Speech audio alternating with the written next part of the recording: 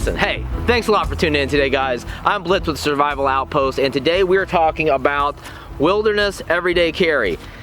All the stuff that I have in this jacket. Now, wilderness everyday carry is different than urban everyday carry, obviously, because the gear that I need in an urban environment is different than what I need out here. I'm just hanging out here on this barrier island that I stumbled on, and I don't need a bunch of fancy electronics. I don't need, you know, those types of items. I need things that are more related to survival in this environment. So I'm talking a poncho, cutting tools, combustion, water purification, all that kind of good stuff. And this jacket enables me to carry all that directly on my person, which I think is freaking awesome. This is a concept that's utilized heavily over in Europe. I picked this up from some of my friends across the pond, and it just works, and it works really well. So this is great. You know, if I get disconnected from my gear, it's all good. I have what I need on my person. So let's go ahead and jump into this. And I really want to show off the smock a little bit, guys, because this smock is my favorite piece of gear, hands down, probably number one favorite piece of gear. It is extremely rare. Good luck actually finding it for purchase. I bought this many years ago when I lived in Tennessee, and I literally can't find them anymore. So aside from being an excellent way to transport your wilderness everyday carry, it's also a badass jacket. So let's go ahead and get in the review starting now.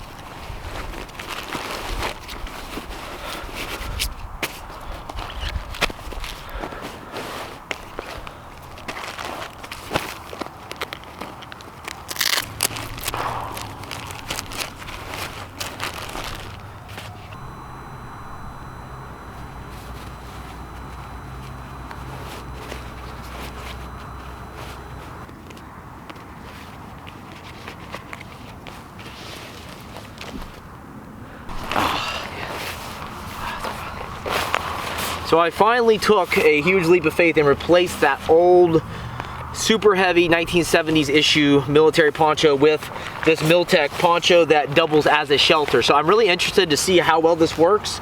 It looks like it's pretty simple to set up, and I'm also interested to see how well this Fleptarn camo pattern performs out here as compared to the AUSCAM, which is great, but it's a little bit light for out here because it really stays green year-round. So let's go ahead and get this thing up. I need some shelter. We got a lot of clouds overhead, supposed to get more rain, and I don't feel like getting wet.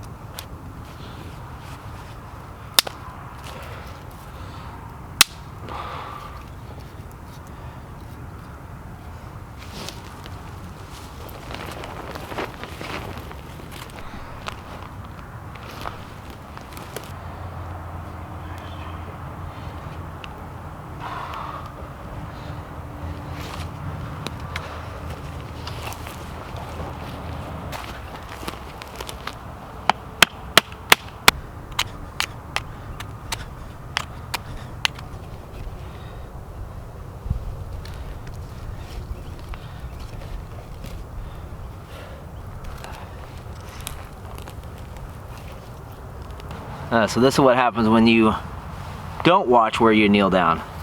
And this is how tough the freaking Gorka pants are. I barely even felt these things. A little prickly.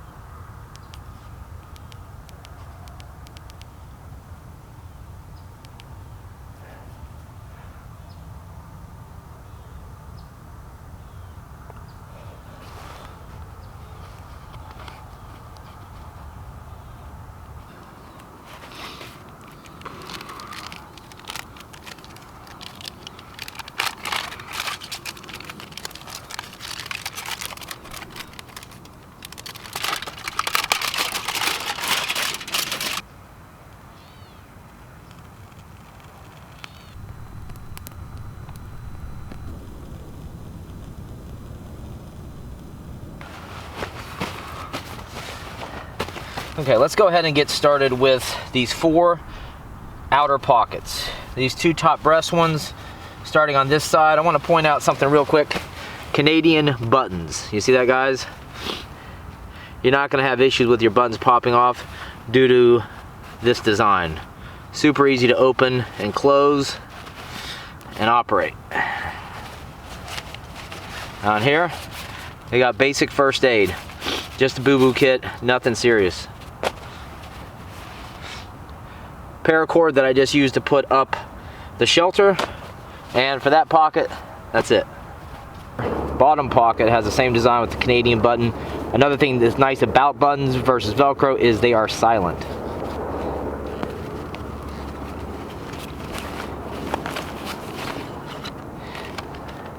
Water purification. Just one of my Sawyer minis. I got about, oh God, I've lost track now, probably 5 of these things split up between bags, but Sawyer mini, maybe a little bit overkill, but I was just kind of testing things out to see how much stuff I could fit in here. But I do have other water purification items with me in a dedicated survival wallet. So put this to the side. Moving on to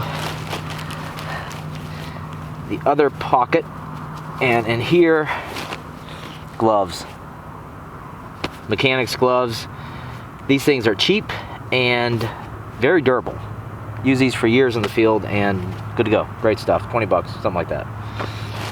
All right, and then finally, this top pocket, wet wipes, which come in handy, especially when you spill coffee on your hands. And then a bandana, which is a multi-use item. You can use this to everything as a stage and a water filter to get out sediment and debris. To obviously wearing it on your head. You can use it as a sling, a cravat. I mean, lots of different uses for bandanas. So you can't go wrong with that. Those are the 4 main pockets. Let's go ahead and move on. Let me go ahead and show you guys these inner pockets right here, which are pretty sweet. And then we'll do the sleeves.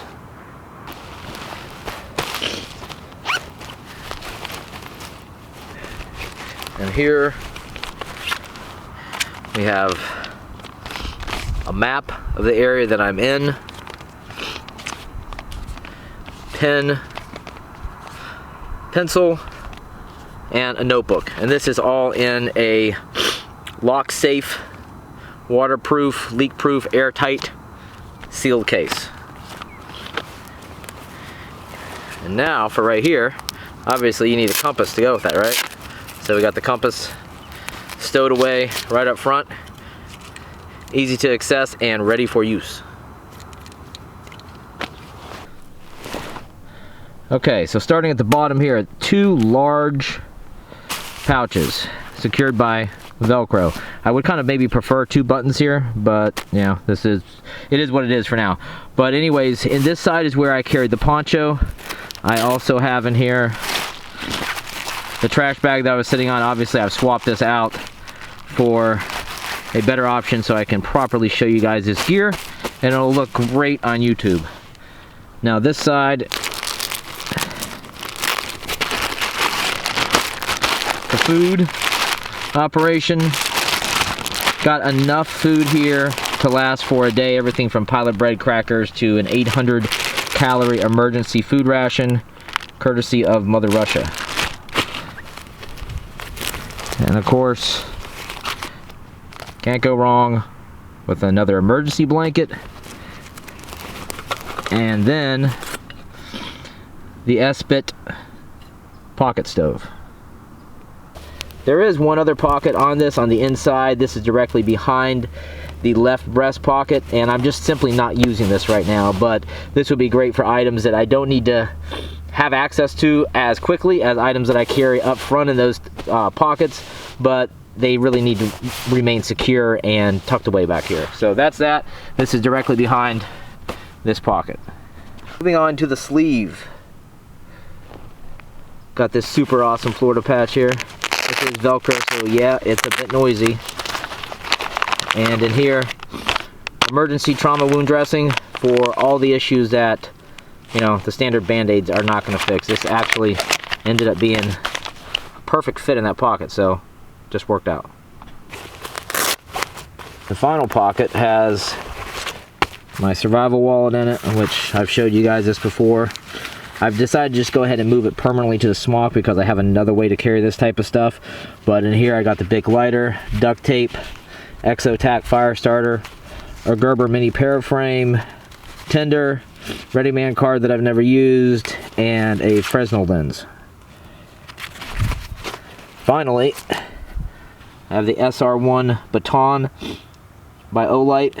This is a really convenient, lightweight, small, compact light, and it just fits perfectly right there on the inside. Aside from having all these pockets, which is 11 total, this jacket also has a rolled up hood in it, which can be easily brought out to protect you from the wind, rain, elements, all that kind of good stuff. When it's not in use, it just rolls back up and is secure with Velcro. Also, on the sleeves, there is inserts for forearm padding. So if I did want to do something like that, I could easily just go ahead and get those inserts. Not sure where I would pick them up, maybe from Plat Attack, but I would just go ahead and insert them in here. So that, it has that going on, and aside from, I don't know, I think that's pretty much about it. The sleeves are Velcro adjustable due to your preference. And overall, the jacket seals up really nice. It provides some excellent protection from the elements. And of course, is this awesome, sexy AUSCAM pattern, which I absolutely love, and I rarely see it, so yeah, good to go. Now, what else to discuss about the whole smock survival kit? Well, I got a few things I want to throw at you guys, and then we're going to wrap up. Well, I almost forgot to show you my new saw. You know those stupid wire saws, the real flimsy, crappy ones that break? Well, I wanted something that I could carry with me in the smock that would allow me to cut, you know, wood and process wood and things like that, but not weigh a ton. So a folding saw was kind of out of the question. It didn't really work. And one of those tiny little, you know, SAS Special Forces wire saws was definitely a no-go. So I picked this up. I'll put a link in the description. And this is a nice chainsaw. Check that out. Pretty sweet, right? Look at the attachment point right there. Live Wild is the brand. It's not bad, right? I don't think this is gonna break, because that's the common problem with the SAS survival saws, or, you know, I don't know why they even call them that, but the attachment is so crappy, that's where it usually breaks and fails. But this thing works amazing and will process wood like nobody's business. Kind of like a chainsaw. Every survival kit is unique. You know, you're going to build out your survival kit maybe a little different than mine. That's going to vary based on your experience, the environment that you're in, and the mission at hand, okay? So this is just how I packed it out. I'm basically maxing out the capability of that jacket, and I'll just tweak things from here going forward.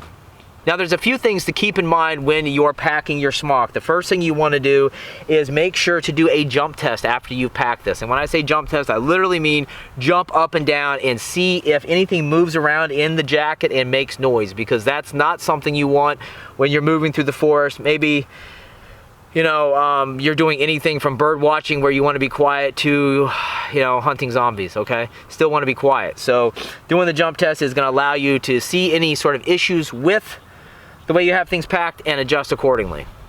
Now, even though this smock is absolutely awesome with its 11 pockets and tons of functionality, there are some tweaks that I would like to make to it. First of all, I'd like to just directly sew in a button compass. I'd like to be able to maybe sew in a D-ring on like on one of these pockets on the inside, so you know, I could attach that flashlight with a little bit of paracord so it doesn't fall out if this, you know, pocket becomes open. So being able to secure items inside the actual pocket is a really nice bit of functionality. So if you guys are interested in picking up a smock like this, please check out the description. I will have some links there. You can go check them out and see what works for you. And also on our website, we have a more of a heavier duty style smock, a Gorka smock, and it is it's also full of functionality, full of lots of pockets, and in a camo pattern that is perfect for pretty much the majority of the US this time of year. So go ahead and look down the description for those links, and hope you guys liked the video. Hit me up with the comments, you know what to do, and I'll talk to you later. Peace.